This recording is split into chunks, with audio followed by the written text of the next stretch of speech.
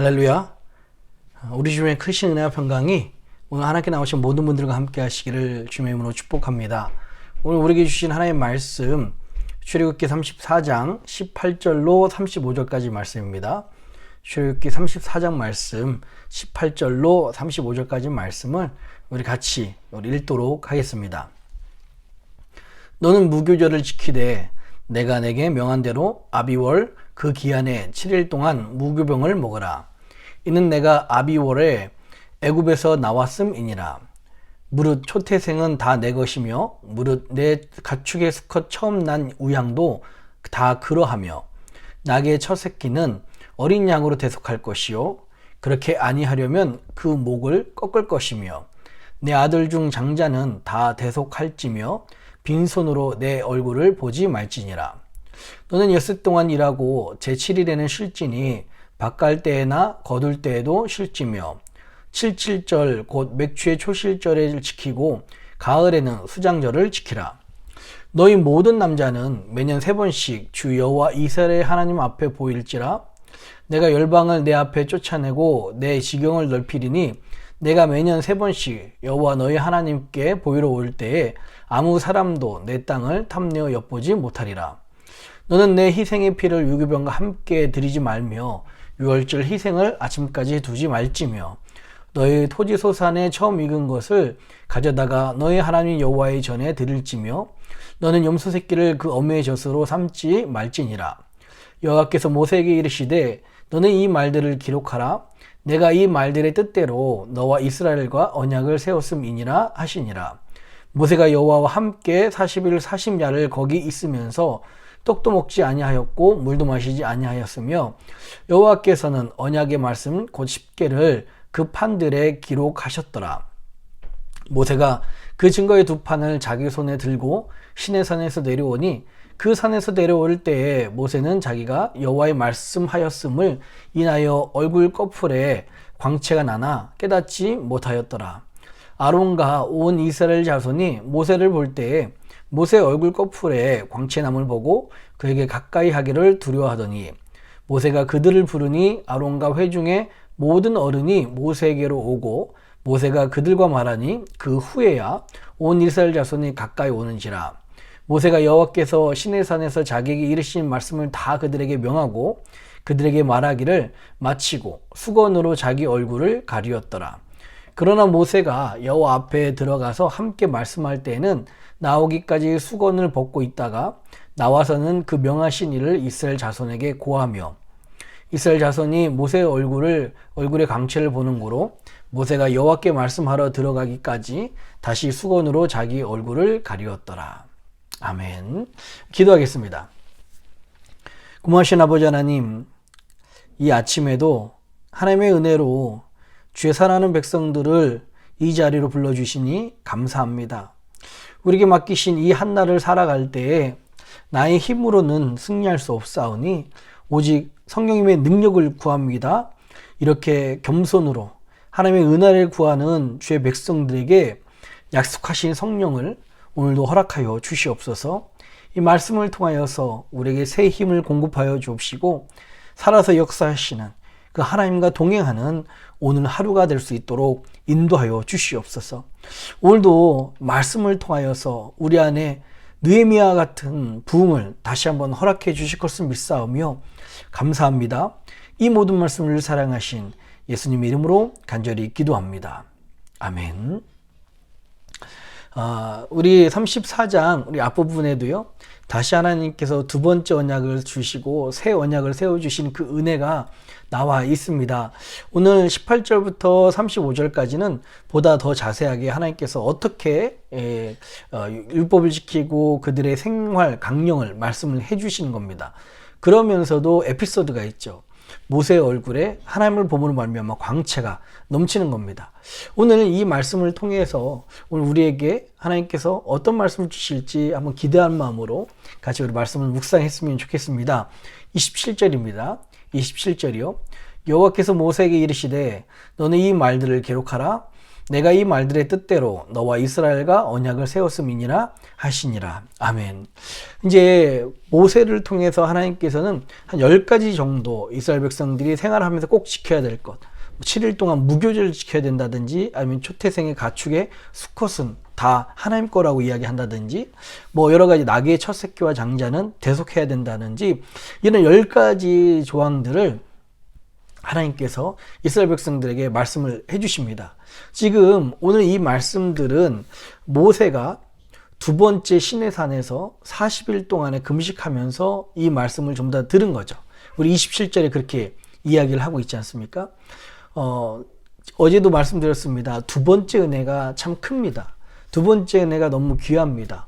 어제는 두 번째 은혜를 첫 번째 보혜사이신 예수 그리스도와 그리고 또 다른 보혜사이신 성령님을 통해서 말씀을 드렸습니다. 그런데 오늘 이 본문 자체는요, 사실 그리스도, 예수 그리스도에게 초점을 맞춰져 있습니다. 오늘은 이 첫 번째 은혜는 첫 번째 아담인 이 바로 우리 창세기에 나와 있는 그 아담이 실패했지만 두 번째 아담이 되시는 그 그리스도로 말미암아 모든 인류의 대표가 되시고 그 예수 그리스도를 통해서 하나님의 은혜와 생명이 들어오게 된 것. 첫 번째 아담이 범죄함으로 말미암아 사망이 이 세상 가운데 들어왔잖아요. 그런데 두 번째 아담이신 예수 그리스도께서 승리하심으로 말미암아 생명이 우리 생활 가운데, 우리 삶 가운데 들어오게 된 것입니다. 구원이 우리 가운데 들어왔죠. 로마서 5장이 이렇게 말씀하고 있습니다. 로마서 5장 12절에 이러므로 한 사람으로 말미암아 죄가 세상에 들어오고 죄로 말미암아 사망이 왔나니 이와 같이 모든 사람이 죄를 지었으므로 사망이 모든 사람에게 이르렀느니라. 이때 한 사람은 누굽니까? 첫 번째 아담인 이 아담을 말하는 거죠.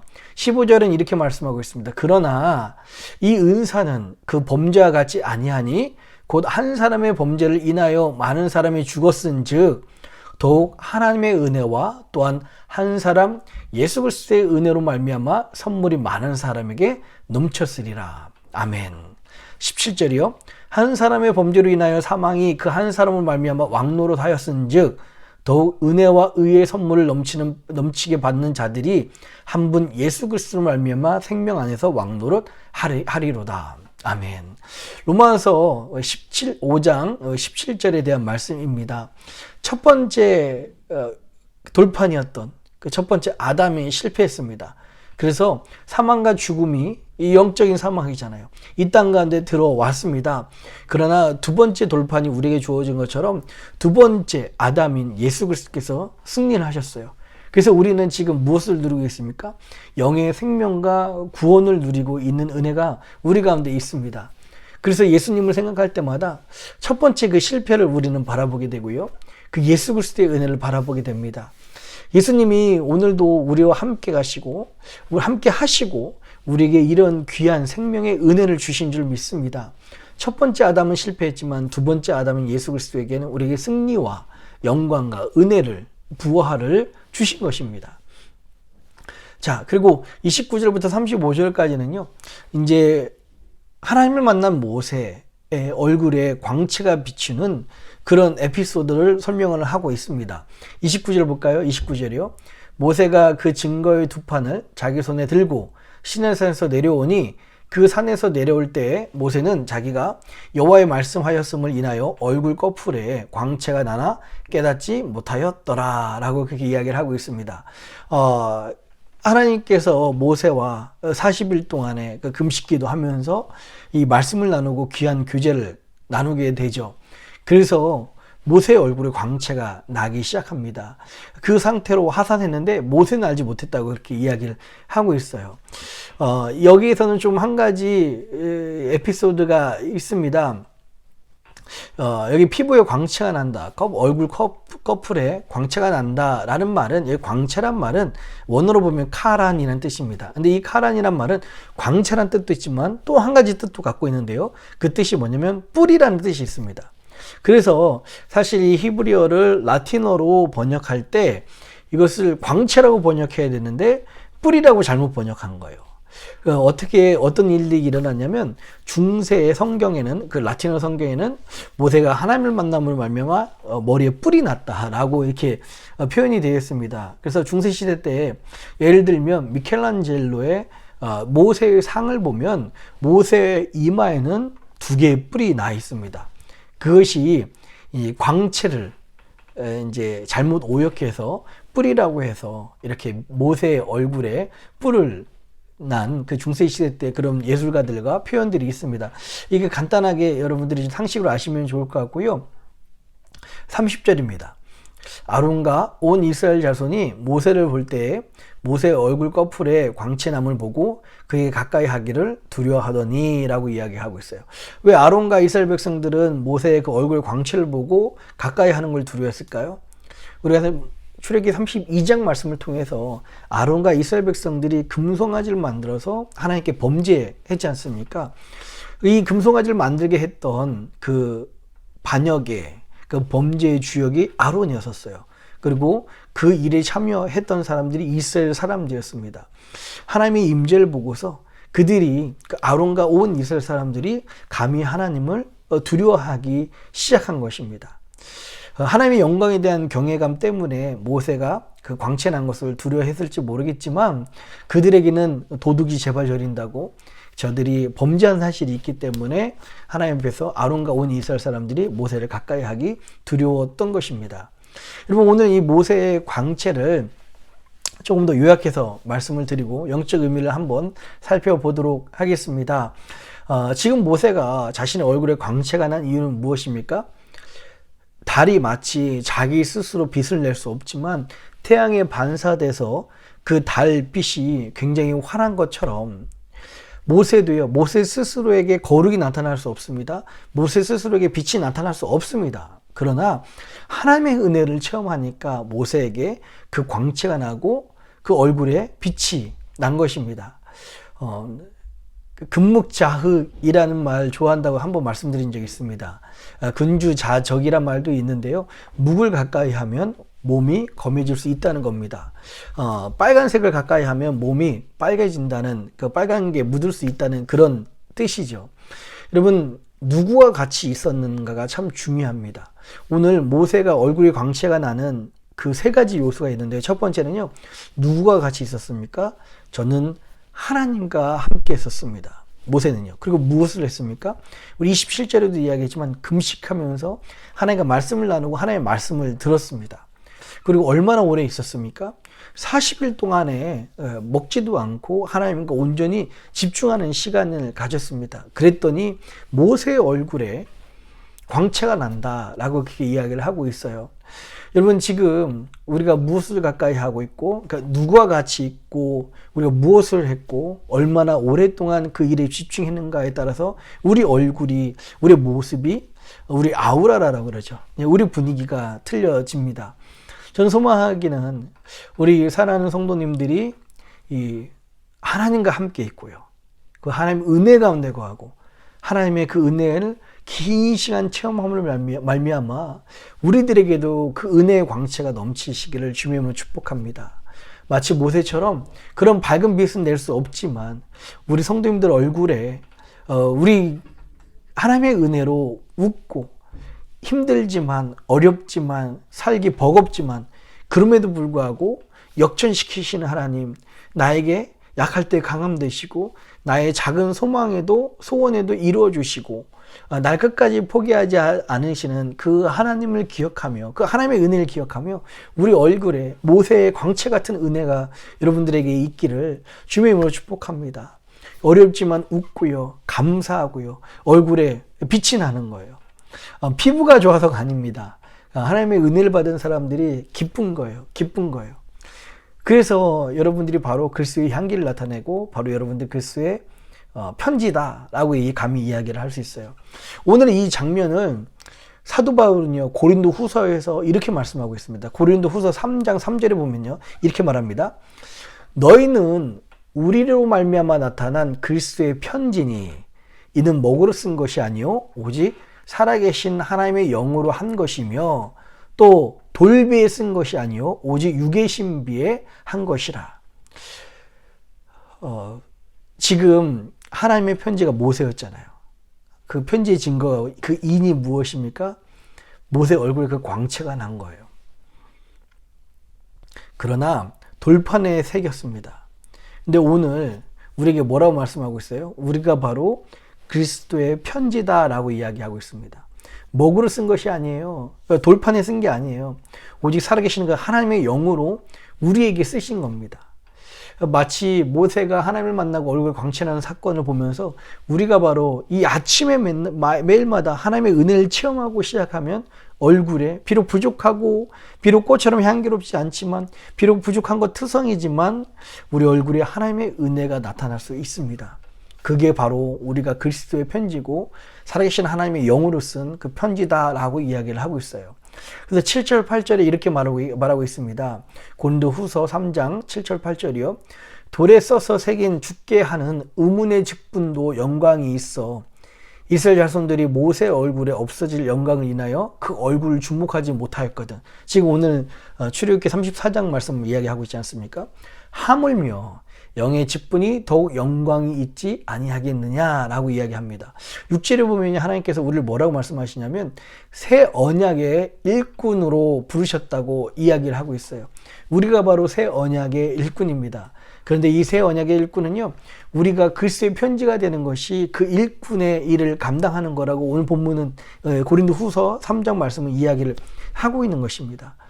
감히 모세의 이야기를요, 돌로 써서 새겨 죽게 하는 의문의 직분이라고 하고 있어요. 곧 없어질 그 영광이었지 않습니까? 그 광채는 사라지잖아요. 그런데 하물며 바로 우리가 새 언약의 일꾼인데 그 영의 직분을 받은 우리가 더 큰 영광이지 않겠느냐? 라고 이야기를 하고 있습니다.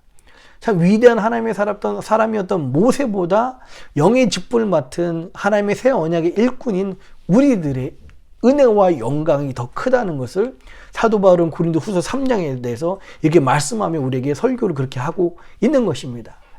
여러분, 이 사실을 우리가 같이 믿어졌으면 좋겠어요. 오늘도 이 아침에 하나님의 은혜와 하나님의 부흥이 우리 가운데 임하기를 주님의 이름으로 축복합니다. 그래서 이 똑같은 말씀, 들은 말씀이 아니라 그리스도가 우리와 함께 계신다라는 이 말씀이 내 살 속에, 내 뼈 속에 누구보다 더 가까이 우리 가운데 심어졌으면 좋겠고요. 이것이 내 마음을 끓게 만들고 내 심장을 뛰게 만들고 내 피를 끓게 만들어서 오늘도 그 그리스도의 은혜로 내가 승리하리라. 내가 오늘도 그리스도의 은혜로 살아가리라. 바로 그런 여러분의 모습이 그리스도의 편지가 되고 새 언약의 일꾼이 되고 영적인 직분을 맡은 가장 큰 은혜를 누릴 그런 축복이 있기를 주님의 이름으로 축복합니다. 주님의 이름으로 축원합니다. 우리 기도하도록 하겠습니다.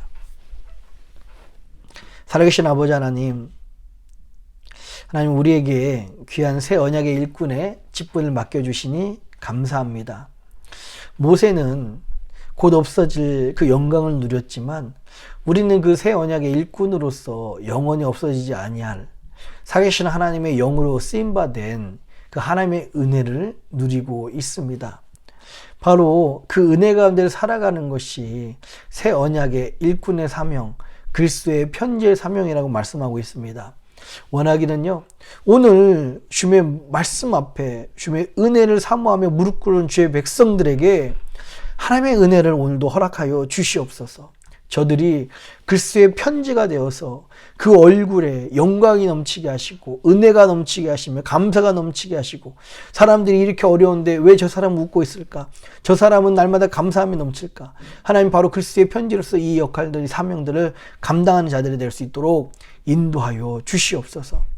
주의 백성들에게 오늘도 주의 말씀으로 부흥을 허락해 주시고 우리의 심령이 더 뜨거워질 것을 기대하오며 감사합니다. 오늘도 지키실 주님 기대하옵고 예수님의 이름으로 간절히 기도합니다. 아멘.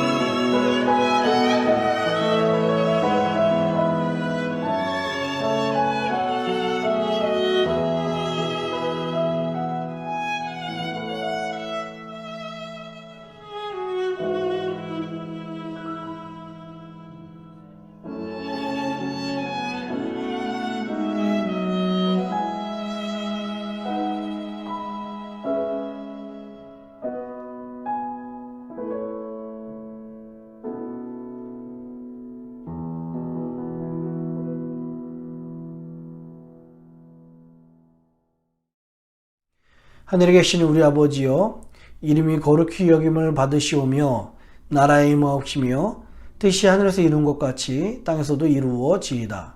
오늘날 우리에게 일용할 양식을 주옵시고 우리가 우리에게 죄진 자를 사하여 준 것 같이 우리 죄를 사하여 주옵시고 우리를 시험에 들게 하지 마옵시고 다만 악에서 구하옵소서. 대개 나라와 권세와 영광이 아버지께 영원히 있사옵나이다. 아멘.